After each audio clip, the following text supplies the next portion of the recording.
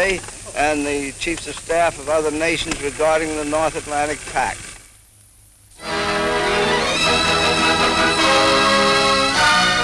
The joy of the British nation over the escape of Amethyst is intensified in the hearts of those closest to the gallant crew.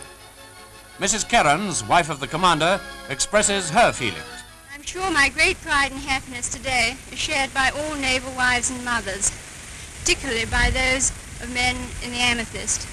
My one sorrow is that there are some who mourn, but they will have pride in knowing that their loved ones will go down in naval history as part of this great epic. I quote my husband's words in saying, "No commanding officer could wish for better assistance and cooperation from his ship's company. Without such teamwork, such a glorious outcome would have been impossible."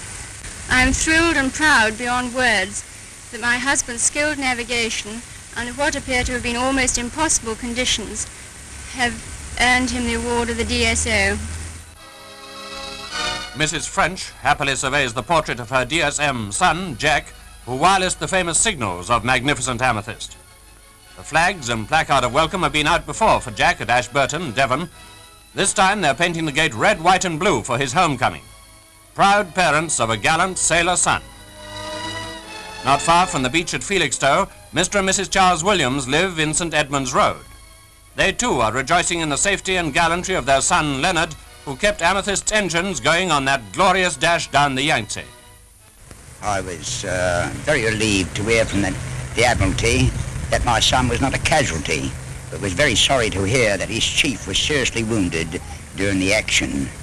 This naturally left my son in charge of the engine room, and with the splendid staff he must have had under him, was able to get the engines in good trim and make a dash at 24 knots down the river.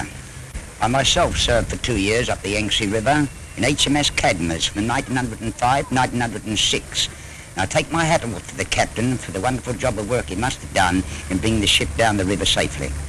As a lad, Len was always interested in engineering. He joined the Royal Navy 12 years ago.